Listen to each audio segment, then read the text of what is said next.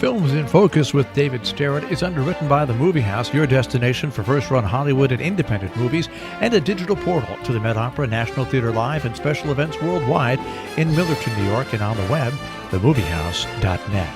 David Sterritt is the editor-in-chief of the Quarterly Review of Film and Video, contributing writer, cineast, film professor at the Maryland Institute College of Art, Robin Hood Radio's very own critic. He joins us weekly. The films Ralph Breaks the Internet, If Beale Street Could Talk, and Stan and Ollie. All yours. Thanks a lot, Jill. Yeah, well, in recent weeks I've been talking about, not that many weeks, but sometimes lately talking about films which don't exactly suit the holiday spirit.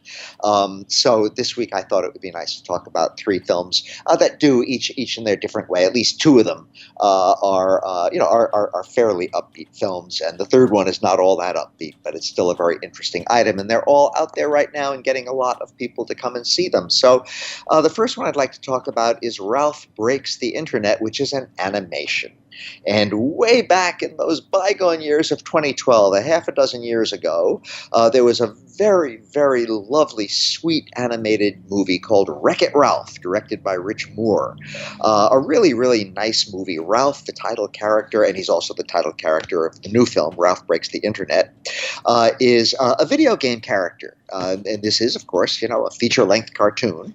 And what he is in a video game where he breaks things. That's why he's called Wreck-It Ralph. And another guy named Felix fixes them. And it's a game where, kids sit in the arcade and they push the buttons and they get Ralph to break things and they get Felix to fix the things.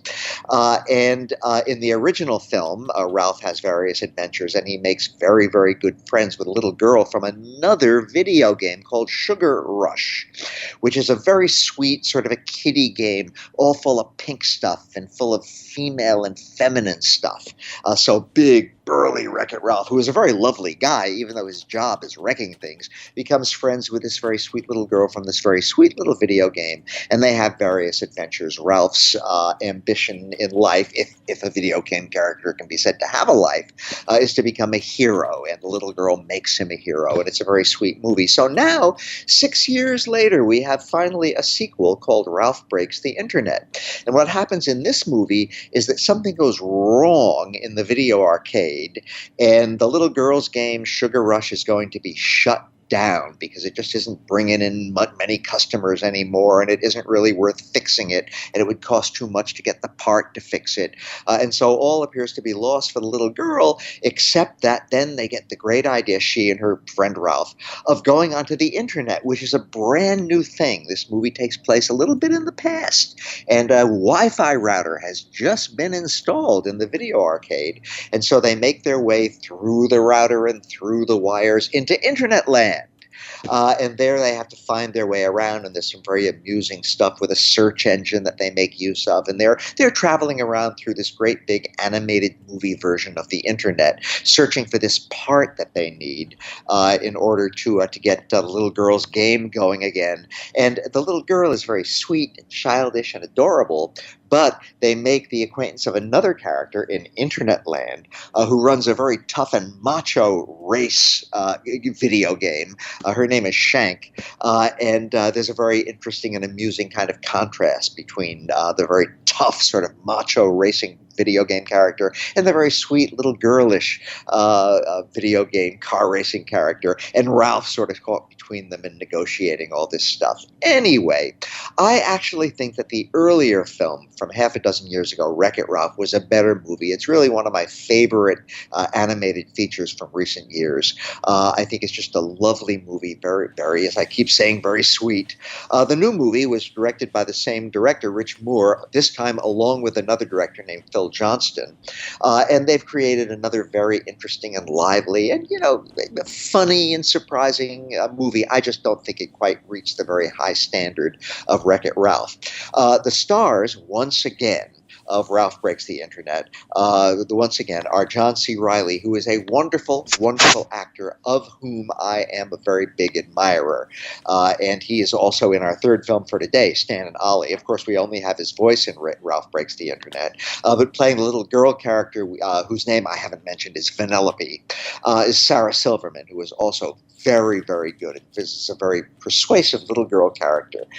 So with John C. Reilly and Sarah Silverman providing the main voices and a whole lot of very inventive animation, Ralph Breaks the Internet is a real treat, and grown-ups will enjoy it right along with kids. I wish it lived up to the excellence of Wreck-It Ralph, and people can easily check that one out. It's very much around on video on demand and disc and so forth. But Ralph Break the Internet is really a very, very fine movie, and if there's a movie you want to see with kids over the holidays, it's a really fine movie to see.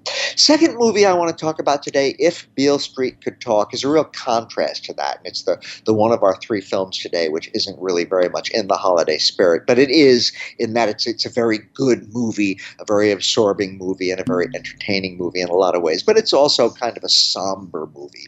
If Beale Street Could Talk is based on a novel by that name, written by the very great African-American novelist and writer James Baldwin. The novel came out way back in 1974, so only now are we getting a movie based on it. The movie directed by Barry Jenkins, who is best known for his movie of 2 years ago called Moonlight. Barry Jenkins being one of a small but growing number of African-American filmmakers who are making a real impact on the movie scene. If Beale Street Could Talk, fascinatingly enough, has absolutely nothing to do with Beale Street. Beale Street is a street in New Orleans where I spent a good part of the past year during my partner's sabbatical. We went down there for quite a long while, and I spent a fair amount of time on Beale Street, walking along it and so forth, and it's a wonderful street and a legendary street for jazz and just sort of general Southern American atmosphere. But the novel, and which I've certainly read the novel, and the movie is a fairly close adaptation of it. The novel and the movie both take place in New York. And Beale Street, as a printed statement at the beginning of the movie tells us, is meant to be sort of a symbol for all that is African American, the tremendous rich heritage of African Americans coming from the South and then into the North. So the title is really more symbolic than anything else. And it tells the story of a young man who is about to be married. His young girlfriend is about to have a baby. They are a lovely couple of people. They are a lovely couple, but the young man is falsely and unjustly accused of rape. In fact, the woman appears to really believe that he raped her, even though it appears to be a totally important case of mistaken identity. There's no real villain here. The woman really believes that somebody who looked just like him raped her. Everybody believes that she was raped. Nobody denies the fact that she had this horrible trauma, but apparently it just wasn't our young man in this movie. And this wrecks his engagement. It wrecks his relationship with his young woman. It wrecks his relationship with his family. But the families of both him and the young woman who's about to have his baby, the families get enlisted in trying to solve this. They have to track down the woman who made the false accusation because she's vanished and she turns out to be in Puerto Rico. And that's what the movie is about. The movie is very much about gender relations. It is very much about what we now think of as being such incredibly dramatic and poignant and urgent parts of our own history right now in 2018 with regard to women reporting horrific things that have happened to them and men escaping the consequences, although in this case it appears that the woman may really be mistaken about the whole thing.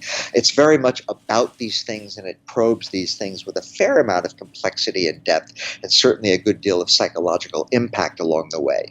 If Beale Street Could Talk is getting absolute rave reviews from about a jillion movie critics, partly I think on account of the wonderful cast and the wonderful performances, people like Regina King, Stephen James, Kiki Lane, Coleman Domingo, all these people are just terrific.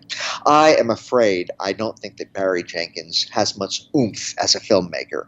And even more than Moonlight, If Beale Street Could Talk made me feel that so much more could be made of this material. It's a very powerful novel in a lot of ways, and I just felt that the movie, its energy just kind of drains away. There are parts of it that have terrific emotional power, and I must emphasize that. There are parts of it that are poetic, powerful, really, really searing in certain ways.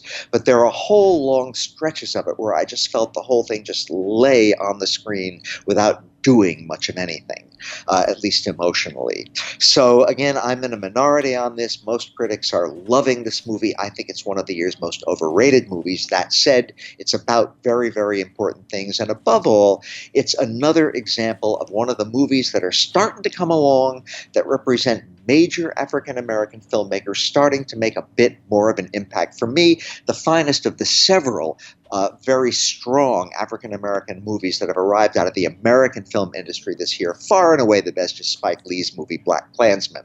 And Spike Lee remains the only African-American filmmaker to have sustained a major career in the appallingly white-dominated American film industry. That said, if Beale Street could talk, I wish it were a lot better than it is. Final film for today, Stan and Ollie. This is a biopic. And as the title may suggest, it is about Stan Laurel and Oliver Hardy, the very, very great silent comedians.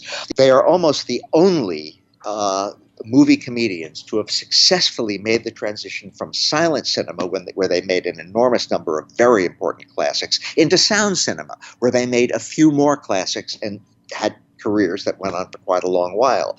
But this movie is not so much about their movie career as about them as individuals. The filmmakers have very appropriately called it a love story. And in its way, it's a sort of a very bittersweet love story between these two men, Stan Laurel and Oliver Hardy. It starts out in the late 1930s when they were at the top of the Hollywood order. They were phenomenally popular. Everybody in the world wanted to see Laurel and Hardy movies. They were tremendous, top of their game. But after a little while of that, and we see them working with the legendary Hollywood producer Hal Roach, played very well by Danny Huston, and we see how their careers are at the top of everything, but they want a bit more. They want a bit more control over their movies and so forth and so on. We have a little bit of that, and then the movie jumps into the early 1950s when they are engaged on a tour, and the tour is during a downturn in their movie careers, and they're trying to get another film made, a movie about a comedy about Robin Hood, but they're having trouble getting it off the ground. So to fill in time and bring in some money, they go on this tour. And it is not a glamorous tour. They are schlepping around England. They are staying in crummy hotels. They are playing in small theaters. Audiences are not coming. Eventually, they have to agree to do a sort of public relations stunts to bring in more audiences. And then things pick up and they get a lot better, but still not quite good enough, and it becomes more and more certain as to whether their Robin Hood movie will ever be made. And what we have throughout all of this is the relationship between these two guys who have been partners for so many years, and they work together so beautifully and so richly and so smoothly, but, off screen, they're just friends and partners. They're not married to each other. In fact, they both have wives who are quite interesting secondary characters in the movie, and we see how they're very different from each other. Stan Laurel is absolutely the brains behind the operation, the one who's usually keeping things going and the one who really works on their scripts and comes up with ideas, whereas Oliver Hardy is more lackadaisical and just wants to sort of hang around and bet on the horses and go out to dinner and stuff like that. They're very different personalities, complementary in some ways and yet contradictory in other ways. And the movie gives us a very nuanced portrait of their relationship. The main thing about Stan and Ollie that makes it into a terrific movie are the terrific performances by the two leads. We have John C. Reilly, again, wonderful actor. His voice is also very much in Ralph Breaks the Internet. John C. Reilly, who plays Oliver Hardy, and Steve Coogan, who plays Stan Laurel. Here we have one of these fascinating cases where the job facing the actor is to do two things at once: to impersonate these hugely famous and familiar people, and at the same time bring some real psychological interpretation to the roles. And John C. Reilly and Steve Coogan both bring this off brilliantly. These are superb performances.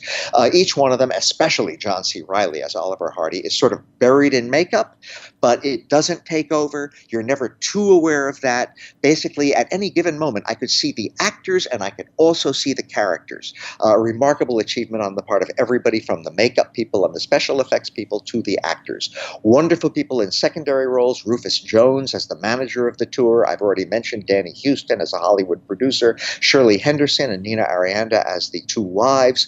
All wonderful, wonderful performances. Stan and Ollie is not an out-and-out comedy, and in fact, some of the comic moments in it are among the sort of flatter moments that don't quite work. But it's a wonderful, as I said before, bittersweet movie. It is very sweet, a little bit bitter, a terrific movie to see over the holidays, and if you are a fan of Laurel and Hardy, it is a movie absolutely not to be missed. So that is my somewhat holiday-spirited story this week, Jill. For which we thank you, as ever, David Sterritt, Films in Focus, the films Ralph Breaks the Internet, If Beale Street Could Talk, and Stan and Ollie.